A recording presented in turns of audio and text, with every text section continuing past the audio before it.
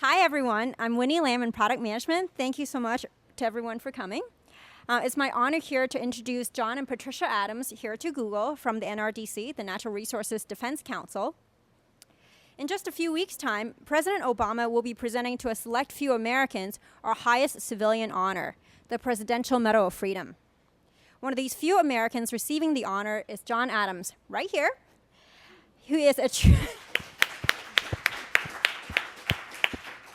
John is a true environmental hero and legend. With his wife, Patricia, he founded the NRDC back in 1970. It's really a pleasure to have you guys here. This is my first chance here at Google to play Oprah Winfrey, so I hope I do okay. I wanted to add, I noticed in the citation, I think that Obama, it's listed on the website about the Presidential Medal of Freedom. One of the quotes, I think was from Rolling Stone, said, if the planet had a lawyer, it would be John Adams. Which I think from what I know about John and about NRDC is very apt. So why don't we start, you've been at NRDC, been at this business now for 40 years, well, and before that. Why did you write the book?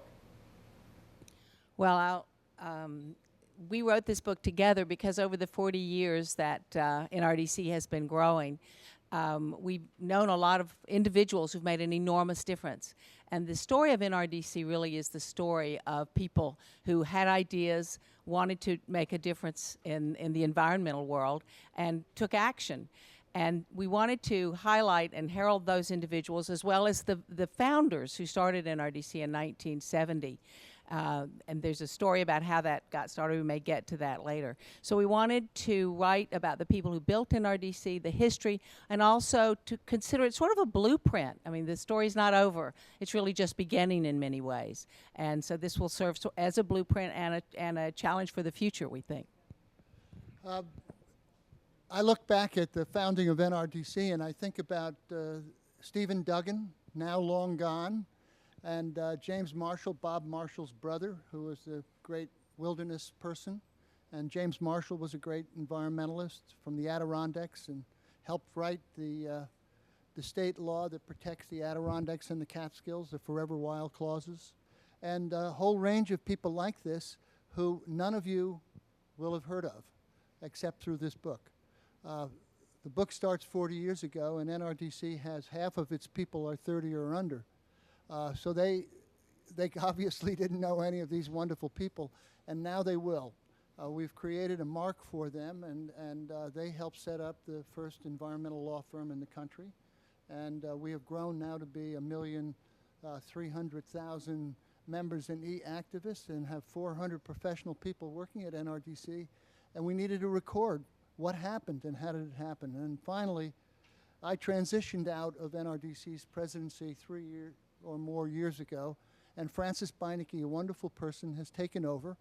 And a lot of people were saying, how after 36 years did the transition happen so well that Francis is now a respected leader of NRDC? And we wanted to talk about that and let people know that you can have a transition, that we want a future. NRDC has to be around in the future. And we're very, very proud that the transition worked so well, and NRDC is even stronger with the transition. It's nice to hear that leadership transitions can go well. I think all of us here at Google are hoping and expecting that will happen. So NRDC was founded just over 40 years ago, I guess. Can you tell a little bit about the story about what actually inspired it and how it was born? Do you want? 1970 was a time when there were a lot of things going on. I'm not going to say as you remember, but as you've read about in your history books. The women's movement, the civil rights movement, the peace movement. There were early stirrings of the gay movement. And there was a lot of energy in the air and the feeling that something could be done. And also it played out also in the environmental world. The Cuyahoga River was burning. Rachel Carson's book about DDT had made a big difference. And so there was real energy, an idea to really start something new and something that could represent the environment. And it was the first group who got this idea was a group of quite well-heeled lawyers and people who lived up in the Hudson River Valley. And Con Edison had proposed to put a pump storage plant on Storm King Mountain, a beautiful mountain, sort of the icon of the Hudson Highlands. And that would have meant that the top of the mountain would have been gouged out, and millions of fish and larvae would have been sucked in to bring in the water, and there was a great reason for this not to be done. So they fought this battle against Con Edison building the plant, and what they realized as they worked on it, how expensive it was and how few communities would be able to mount this kind of battle against a large industry or a large corporation. So they thought it was time to start a national organization built on the NAACP pattern. And I'll let John talk more about that. Yeah, I guess it's appropriate to talk about what happened very quickly thereafter. I was at the U.S. Attorney's Office and been a litigator and working on criminal matters for 5 years, and but we had a farm in the Catskills, and so everybody at the U.S. Attorney's Office knew of my interest in the environment, and a lot of them knew Patricia, and so this group of lawyers and others came to me and said, "Would you like to try to start the first public interest law firm in the environmental field?" So we decided that it was something we would like to do. It was a little risky to do it. We had 3 children, and there wasn't any money involved, and we had to go out and raise the money to start NRDC. But it looked like something that fitted my personality quite well. So we went to Ford Foundation, and Ford Foundation indicated that they would give us some funding, in fact, a lot of funding. They recommended that I meet with a group of young lawyers from Yale who were 4 were clerking down on the Supreme Court. Several of them were Rhodes Scholars. They were all very special people and have turned out to be very special people. Gus Speth, John Bryson, these are people who are nationally known in the environmental and energy field. So we met and we had long discussions about could we work with them, and they were very strong in their feelings about corporate America, and they didn't trust anyone my age, even though I was only, I was... Never trust anyone over 30. He was 33. So I had that 3 years put me at a disadvantage. But we worked at reaching an agreement about what it would be if we were able to start this organization. And we agreed it would be a collegial place where we worked together to build a program of environmental protection that it would be from the environmental point of view, not from the corporate point of view, that we would have a way of working together that would be shared. And when we were all done, even though it was a difficult team to swallow, they obviously were very, very talented. And when we got started, it was the beginning of the modern environmental movement. The first environmental laws were being written, the Clean Air Act, the Clean Water Act, NEPA, and then all of the other statutes. All of this took place very, very quickly after NRDC was started on January 2nd, 1970. And with this smart group of people, we had a real edge, though certain things happened that really almost stopped us from succeeding. But I'll wait until we go further on the questions.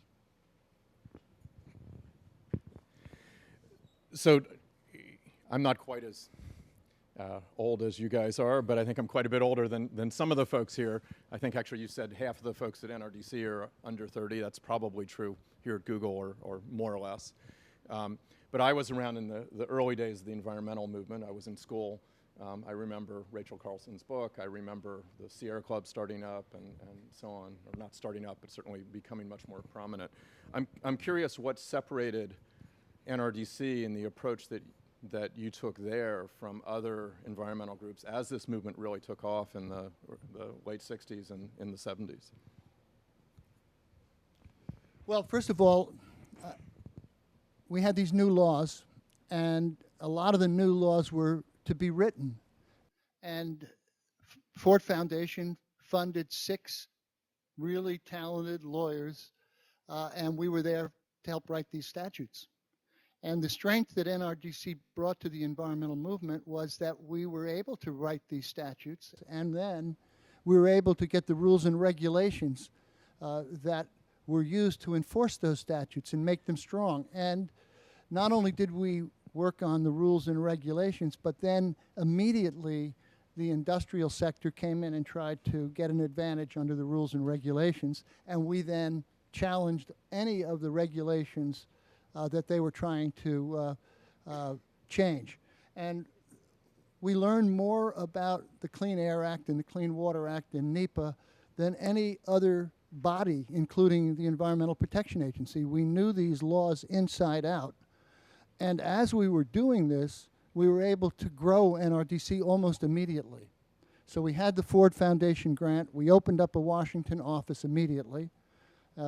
2 years later, we opened up our office at Palo Alto. And but the team went to work on litigation, writing the laws, challenging the rules and regulations, and gaining mastery over the now developing regulatory framework that would govern all of the environmental protection measures for the next 40 years until today.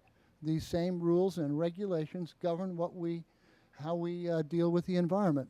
And I can honestly say NRDC owns these laws. And the people that are doing the work at NRDC, a lot of them are still with us, and they have continued to know these laws and continue to protect these statutes. So why were we different? Because nobody else had this legal team. We quickly added scientists.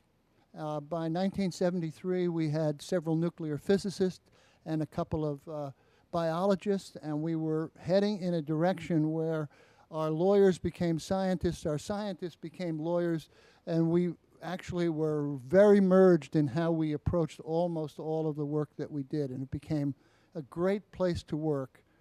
The people like Gus Speth, who then became the head of a range of organizations, including the United Nations Development Program and then the Yale School of the Environment, he and others from our staff attracted people just like them. And we kept building this strength of talent, which I think probably fits the arc of Google. You know, you had smart people who started it, and smart people wanted to come and work with them. And NRDC really has followed that model. Another thing that we did that I thought really made a big difference, NRDC let people go. We set them off on a range of issues. I mean, we were just a handful of people in the beginning, but one person was chosen to work on forestry, another was chosen to work on clean air, another was chosen to work on clean water, another was brought in to work on the nuclear issues and nuclear safety issues. Well, to make any kind of headway on these issues, you really had to be entrepreneurial. You had to raise money, you had to bring in new staff, you had to find people who were talented and determined that you were going to have a big impact on the outcome, and that's exactly what we did to build NRDC and compete with all of the other organizations. Finally, if you were the Sierra Club, you wanted NRDC around because we would bring your litigation. It was like free beer, and it made a big difference. And we were very careful to let everybody know that we were part of the team. We weren't NRDC with a headline. We weren't the lead plaintiffs. We were a team. And that has stayed with NRDC and really built our reputation throughout the environmental movement as team players that you can trust. I just want to add one thing. I'm not a lawyer, so I learned a lot as we were working on this book together. And those early legal questions I found interesting about who represents the environment? Who is the plaintiff here? We have a chapter called Does a Tree Have Standing? About, and those were the issues, legal issues that were being discussed, and in a way what set NRDC apart in those early years. It does sound remarkably like Google in terms of a small set of founders with enormous passion, but at the same time, deep technical expertise, and technical expertise first in law, and then you expanded. NRDC really did begin as a law firm. You mentioned the evolution or expansion into really bringing in scientists. It's since evolved into policy, science, as you mentioned, business, not just the legal side. How did this happen, and how has that worked?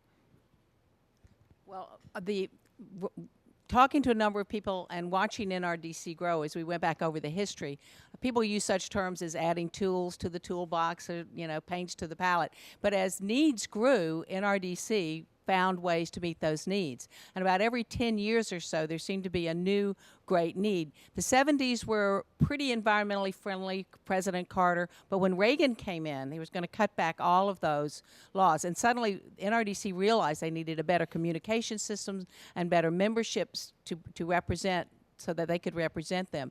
And then there was the 104th Congress when we realized that we needed an advocacy program, and then the climate situation has developed where NRDC realizes they need more scientists and people who are experts in climate. So in that sense, NRDC constantly is adding to its staff with very specific departments.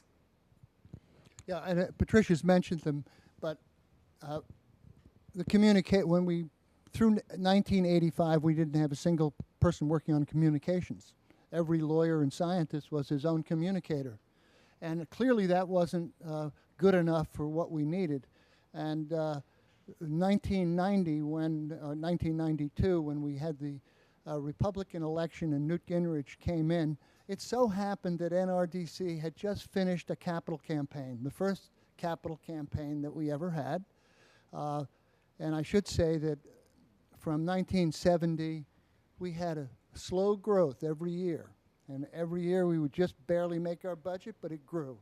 And by 1990, we had about something on the order of about 100,000 members. And along came the 104th Congress. They were going to rewrite all the environmental laws. So we immediately decided that we needed to expand the environmental organizations into an association. And the association was called the Green Group, and I became the chair. So the Green Group decided to meet Newt Gingrich in the challenge right dead on, even though we had a Republican House and a Republican Senate. What we did is we hired a very talented communications person and brought in a bunch of staff to work with that communications person. The second thing is we really built up our membership. We started writing letters about the threat to Newt Gingrich, to the environmental laws around the country, and lo and behold, our membership went from 125,000 to 300,000. And then it continued to grow beyond that.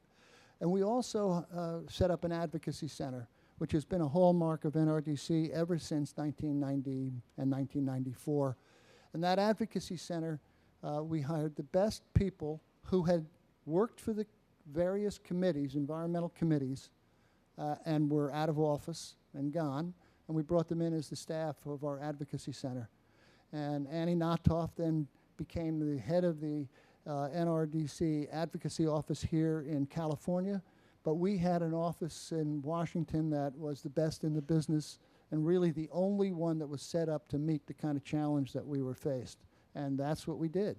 Then as we went on, and Patricia mentioned climate, we were able to go and get a $10 million grant from a Californian to set up a climate center. That center became how we directed our efforts at passing a climate bill. And our team here, Noah and Roland are here in the back, and they've been working on energy efficiency. And we'll talk more about that, I think, in a couple of minutes. But we grew our energy team because we knew that we needed that if we were going to really fight on the climate issue. So that team numbers now 75 people. You mentioned the growth in membership. I'm curious what role membership has played in the organization. Is it simply a matter of funding? Is it more a matter of grassroots advocacy? How has that really strengthened the organization? How have you relied on it? And has that changed in the last, say, 5 or 10 years with the growth of the internet and so on? Membership was always an issue. John always advocated writing and getting members, and certain people at NRDC, the management was saying, how much money does it cost to send out the letter? What kind of a return do we get? Do we really want to put money in that? But John was always really strong about building the membership. But when it really built was in the 90s, when an issue became known in Baja, San Ignacio, in Mexico, and we were told that Jacob Schur, actually one of the lawyers, got a call from Homer Roderis, who was a poet from Mexico, that Mitsubishi was planning to build a big salt plant down in this lagoon where the gray whales come down from Alaska and the Bering Sea, and it's a nursery for the baby whales. And if you can imagine what a large salt plant would do in this, it was an international heritage site, a UN heritage site, but bringing in the boats, sucking up all the water, and then the salt being carried back out, what was going to happen to the whale nursery? Well, NRDC doesn't have legal standing in Mexico. How are you going to, you can't exactly bring a lawsuit. So the way this was developed was through really a campaign. This was really the first internet work that NRDC did. And they were able to get the message out, and letters from all over the world came in to tell Mitsubishi to stop and not build this salt plant. And the membership increased, a lot of public attention was brought to it, and it was a great victory. And those members came in and have pretty much stayed, and the membership has also grown since then. Yeah, I'll finish on that. Laguna San Ignacio, we didn't know whether we could save this nursery, which is quite a remarkable place, and I urge you to see it. It's ecotourism now. The Mexican fishermen take you out in the boats. The baby whales come up and kiss you, and it really is true. Kiss them, John. I kiss them. It's a remarkable place, and so we started using the internet to get in touch with people, and sending out letters and ads and everything else that you could do with a communications team.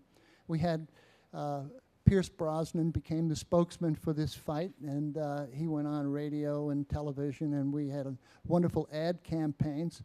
And believe it or not, we were able to send out 5 million letters to Mitsubishi and the Mexican government.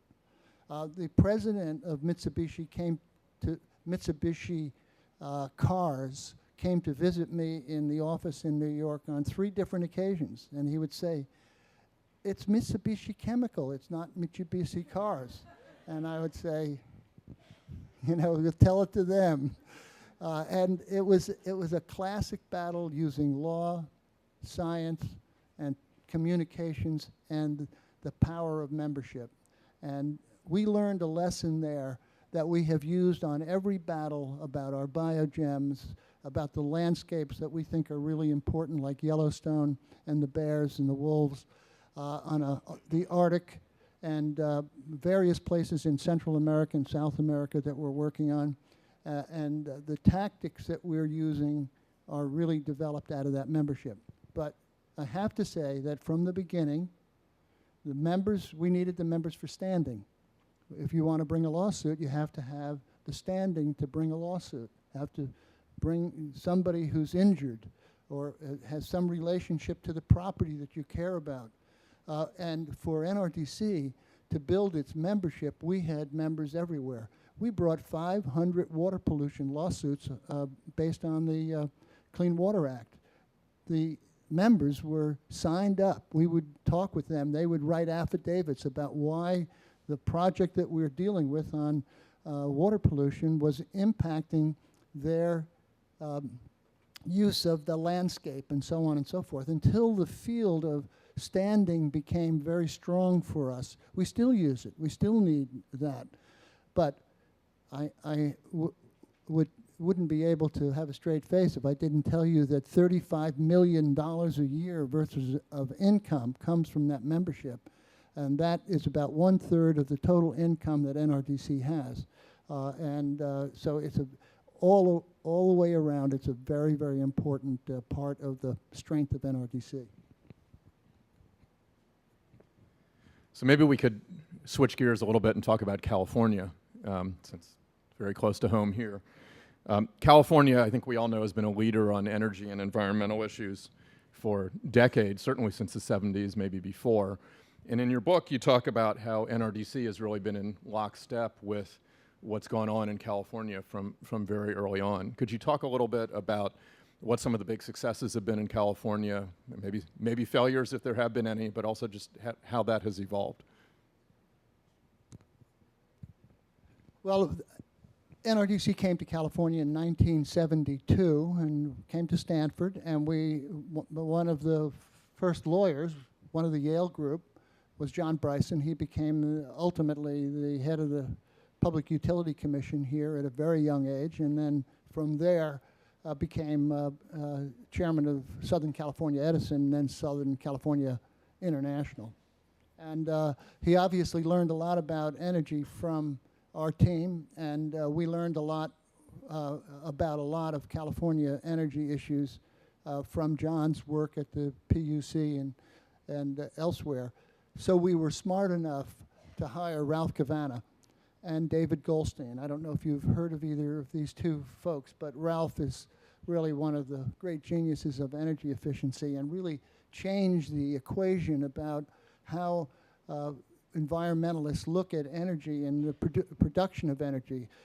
His work in Washington and Oregon with the Bonneville Power and the Oregon and Washington utilities was basically arguing that the least cost is the way to go on energy production, because he always felt that efficiency would be the least cost. And then we did a Hood River project up there where he finally got everyone to agree that we would take one community, and it had about 35,000 people is my recollection, and we would, using the public utilities up there, they would fund all the efficiency that you could fund in the whole city of Hood River. And it turned out to be a miracle. They didn't have to build a power plant. It reduced the use of energy. And for the first time, people really realized that you could, instead of building new power plants and increasing energy, you could actually reduce the use of energy through efficiency. So David Goldstein, a physicist who went to Berkeley and really is one of the brightest people in the country working on these issues. He is a MacArthur Fellow winner, and he won his fellowship, the MacArthur Genius Award, because he organized efficiency in lots of the things that we all use in our houses, particularly refrigerators. And he wanted to prove that they could cut down the use of energy in California through efficiency in refrigerators. So he worked on something he called the Golden Carrot Award. He got some 25 utilities to put up around $25 million for a winner-take-all competition. Whoever built the most efficient refrigerator got all of the money. The competition took a year. Whirlpool won it. And now all of the refrigerators throughout the United States meet the Golden Carrot efficiency level. An amazing circumstances, because refrigerators really use a lot of energy around the world, around our country. And for us to be able to see this transformation through the work of David Goldstein, well, that led to the building of an efficiency team in California that is really the best in the world. We just had lunch with Noah and Roland, and we talked about what they were doing, and Annie Natoff. So the things that happened following David Goldstein is to look at really all the uses of energy in California and how it could be made more efficient, how we could get the system so that it was relieved of the blockage to allow efficiency. And now we worked over the past 9 years on the passage of 1493, the car bill, and Pavley's car bill, and that working with E2 members, environmental entrepreneur members, we were able to pass that car bill, which is now producing really very, very significant results in the use, less use of gasoline and obviously reducing carbon, as well as AB 32, which really is the climate bill here in California. It's the only climate bill in America. It's the strongest bill in the country. And again, our team of environmental entrepreneurs, you probably don't know who they are or what they are, but let me tell you. One of our board members, Bob Epstein, set up an organization called Environmental Entrepreneurs. He went out to his friends and who were in the high-tech world, and he encouraged them to become members of this new group, Environmental Entrepreneurs, and they started having meetings where they talked about the various environmental issues. They got them to contribute membership dues, $1,000 or more. They now number some 900 around the country. And just to give you a little bit of the significance of this group of entrepreneurs, they have produced over the course of the 10 years that they've been in existence over 500,000 jobs through the companies that they have invested in. They have invested $90 billion in new technology and other investments of real estate and the like. This is a group of people who have now become a major weapon for the environmental future in this country, because they are competing with the old industry who wants the world to stay the same. So clean cars, global warming bill, and then all of the other efficiencies that have been brought here, from increasing the efficiency of television, just recently enacted here in California and going nationwide, and most important, even the light bulbs, which new standards are being set, and it's being based on California, going to be saving billions of dollars in energy costs, but also really having a big impact on climate. I asked the team to describe the impact that their work will have on what it is we all know we need, which is really to change our energy future. And how far will light bulbs, TV, computers, and insulation and closing the enclosure around houses so that we can really have efficiency throughout, how far will that take us towards the goals that we need since we've lost the climate bill? Well, they didn't have an answer for it. But I can tell you one thing. It's the only game in town, and we have to win at that game. And that's why I think E2 and the energy efficiency team that we have here at NRDC and working with Google on so many of these projects is really the way we have to go. I just want to tell a quick story that sort of ties in NRDC and Google, even though it starts back in '72, when one of the first women lawyers was hired, Johanna Wald. And this is so typical of early NRDC, and I wouldn't be surprised if it's not typical of early Google. She went out, when John Bryson hired her, he said, okay, what area do you want? You want the oceans or millions of acres of land to deal with? And she said, well, I'll take the land, and that was BLM, Bureau of Land Management, land in the West. And what is interesting about this story is she started out, the land wasn't even mapped. She had to go to the Yellow Pages to find out where a BLM office was in Idaho, and when she got there, the guy left out the back door. He didn't want to talk to her. And I tie this into Google in a way because they didn't have Google Maps. I mean, what Google has done in a way to unify and give information has made an enormous difference for NRDC and people working in this area over the years. And today, Johanna's working with Google and obviously an NRDC on siting transition lines from solar power or wind power places, and that's how you all are working together today. So it has a nice sort of loop to it. Yeah, no, that's been a great project to really identify and plan, not just project by project, but more systematically where it makes sense to put transmission lines. And we've been working with NOAA as well on the energy efficiency stuff, and I think that's been a really shining example of a success story, I think. But at the same time, you mentioned the death of the climate bill. In some ways, it seems like the environmental movement is really at a crossroads, perhaps one of many over the last 40 plus years. We've seen a little less than a year ago a devastating oil disaster in the Gulf. The climate bill is stalled. There is talk of rolling back many environmental protections, certainly in the House. Where do we go from here? And how do we remain optimistic in the face of where things stand in Washington?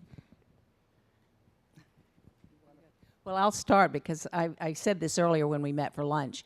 As we wrote the book, I became more and more discouraged about what the future is going to be. And when you hear the statistics about climate change, it's very discouraging. And then we were in Copenhagen, and that climate conference didn't work, and the climate bill didn't pass. And it's like, how are we going to end this book on a positive note? And I have often accused John and environmentalists as being gloom and doom all the time. You got to have something positive to say. But as I said earlier, and this is really true, going and talking to people during this, after we've published the book, and particularly talking to people of your generation, I feel enormous hope because I think technology will save the day. And I think it's possible, and that this generation of people who really understand and are working with the very kind of things that you're doing, think out of the proverbial box, and we'll be finding new ways for clean energy. And I think that's one of the essential things we need, and I think there's a great deal of hope. Well, technology got us into this mess. It better get us out. And I mean, that's sort of, I think that's where all of us come from at NRDC. Okay, so I've lived through the dark days of Ronald Reagan, and I've lived through the dark days of both Bushes from an environmental point of view.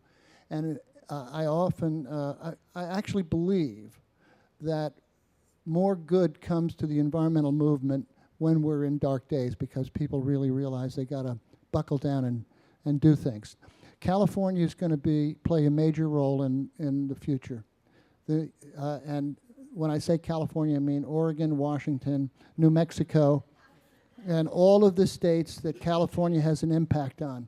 So that's a block that's going to move on efficiency, on wind, on solar, and needless to say, in the last 30 years, California has remained per capita even on its use of energy, hard to believe, whereas the rest of the country has increased per capita use by 40%.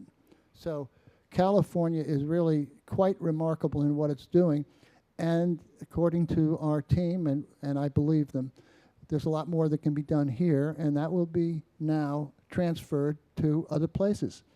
There are some 30 states that are involved in the kind of work that California has started. We have RGGI in New York, Maine to Maryland, and it's working very hard at reducing carbon through the laws that have been passed there. So we have to make more headway there. So work in all of the states is absolutely critical. The second part is we have to play as hard a hardball as we can with the federal government. We have to ensure that Lisa Jackson survives and is given the authority, and her authority is protected. We have to spend time with our friends in the Senate and in the House, giving them the kinds of arguments they need.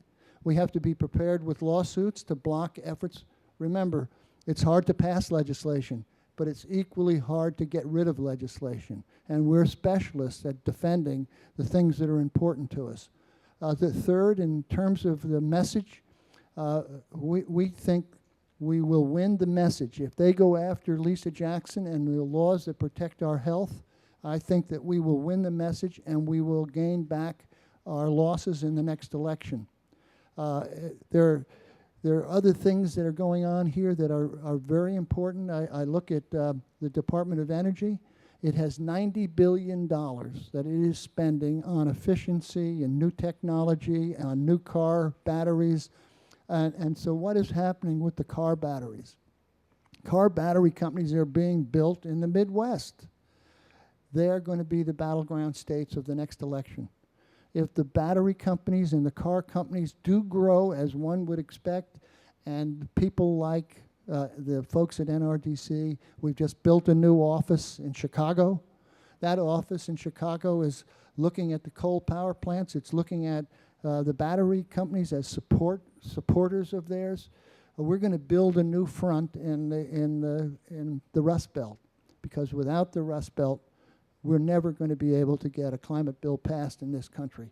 So we have a very positive attitude about what we need to do. And I would just say that we watched the Proposition 23, and that fight over would we have a climate bill here in California was absolutely critical. Well, what was really critical was that the folks from Google and from Silicon Valley stepped into the fight and became major players in defending AB 32.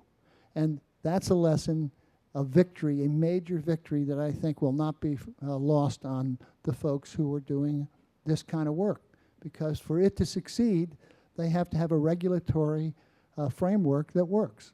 And if we have just say no people governing our country, we're going to have a hell of a time getting the good things done that we need to get done. So we've got a few minutes left. I think we can take a few questions from the audience if anyone has any, and if not, I can certainly ask some more. Yeah, Sam? I'll repeat it.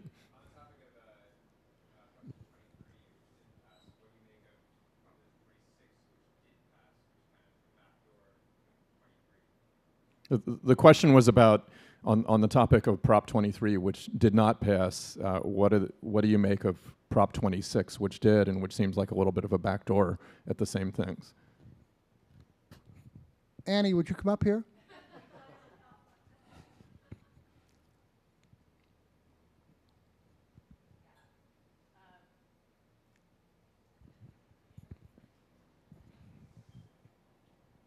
Hi, I'm Annie. I work on our California issues. Prop 26, I think there's going to be a lot of litigation about Prop 26. And of course, when it comes to implementing AB 32 and things that are already on the books, we think that that isn't going to be affected by Prop 26, so that you can generate revenues, you know, from laws that are already on the books before January 1st, 2010. But anything that from January 2010, when Prop 26 is retroactively effective to, will be compromised. So I think we're going to see a lot of litigation and see what, and we are looking, NRDC is right now doing an analysis to see if we can sue on it and what kind of challenges we can bring. Thanks. Other questions? Yeah.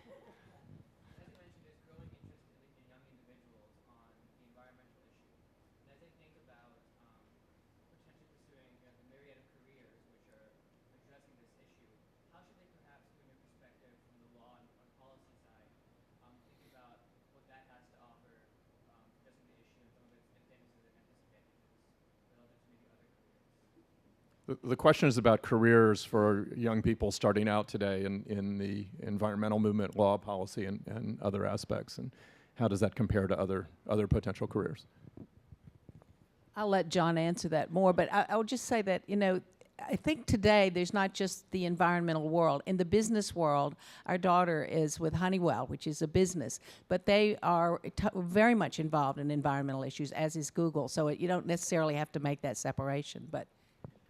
Well, NRDC is not your typical example, but we are hiring every year. We have grown, and we're going to continue to grow, as far as I can see. I think, and I'm involved with several university programs. The Duke and the Yale environment schools are really, you know, in the East are wonderful places to get trained. Berkeley here. And a range of other places out here and I see a growing interest in this field and a growing need. I don't think there's any turning the clock back. I think more people are getting jobs in the environmental world than on almost any of the other professions. So I think that you should encourage young people to go into this field. I meet them all the time. I write recommendations for them. We try to place as many people as we can. We have student programs and we have internships. And I know a lot of the other environmental organizations have the same. I see no downward dip in the membership or the strength of the environmental movement, even though this has been a tough economic time. And a place like NRDC wants really talented people, and you can't win without them.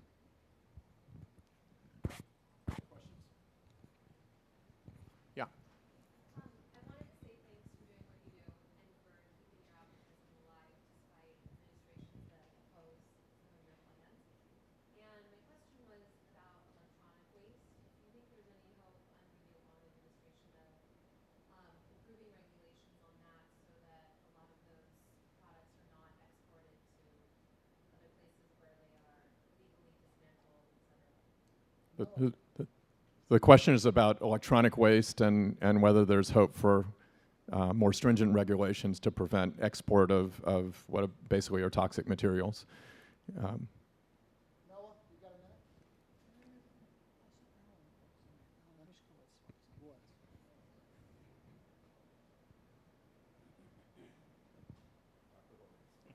Honorary doctorate. Hi, I'm Noah Horowitz with the San Francisco office. I work on consumer electronics, more on the energy use side, but the question is, what do we do with all these products, whether it's our cell phone, our laptop, our TV, when it's done with its useful life and it can't be reused or for whatever reason people want to get rid of it? It's legal in almost all of the country. All that stuff is going in the landfill. Some states, California, for example, has an advanced recycling fee. So when you buy something, there's money in advance that goes to recycle that. We're working with companies like Best Buy that will take it for you for free or a very low fee, and they're working with other organizations to make sure that's recycled properly. There's still horror stories, but they're becoming fewer of they open up the computer, they take the printed circuit board, it goes to a developing country, there's a pit full of acid and someone is putting in there, getting burned, and they're precipitating off the gold. That's still happening. We're trying to set up systems so that doesn't happen, and I'm optimistic in the next 3 to 5 years we'll get that right. Bill, anything you want to add on the computer or used server side? I mean, it's the same issue, though, compared to an individual who might have a PC at home and they buy a new one and then they want to get rid of the old one. They don't know what to do with it. I think large companies like Google, certainly, as we decommission systems, we have larger numbers of them. We pay very close attention to what happens to them. But it is a big issue. Where do you put these things? How do you reuse as much of the material as possible, and so on? I think we got time for one more question, perhaps. Yeah, Ross. So one of the problems that you outlined has to do with energy. And, the whole world needs to use more energy as it becomes civilized. And there's more people, so we use much more energy. It seems like Apollo 11's scale effort is needed to create this energy source. Is the NRDC sort of planning any strategy around helping that happen? Should an administration? So the question is about as population grows, as people become more prosperous, people will be using more energy. Seems like we need some kind of Apollo scale project to create the energy sources, clean energy sources, I assume Ross meant, to meet those needs. And what's NRDC doing around that? What's its strategy? Well, we hoped you had that strategy. I think it's going to have to come, that particular strategy is going to have to be developed by people like the folks at Google and from this world, and then NRDC will match up our strength with your knowledge. That's the strength of NRDC, is that we have a political operation, and we have a lot of power, but we need the positions to take with us to be able to make a big difference. And we're watching and learning how important it has been to work with environmental entrepreneurs, E2. They have made a huge difference to us because they are outlining important political and scientific positions, and they make the arguments based on, their technology and their. So when you see an opportunity about an Apollo, and you come to us, and we get a group of environmental entrepreneurs because they'll see the economic benefit to them, I think we could put together a program that would take us over the top. And I also think we'll get a climate bill too. I mean, this has been pretty disappointing, but only when it's really bad do you get a climate bill. And then some of the Republicans are going to be very sorry, and so you'll see them come our way. And I think we'll have a chance at making some headway on that. But I don't have an Apollo plan yet. Do you, Noah, or no? All right, well, I think we're about out of time. I just want to say to both John and Patricia, both of you, your story and the story of NRDC, certainly I find inspiring. I hope other people here do as well. Your book is titled A Force for Nature. I think that could be applied to both of you as well. And I really appreciate your coming to Google. Thanks for your time. Very nice to be here. So John and Patricia are going to stick around for a few minutes. For those of you who want to get your book signed, they'll be here over there. Thanks, everybody. We want to thank Winnie and Bill. Thank you very much. Yes, Our pleasure. You're welcome. Thank you.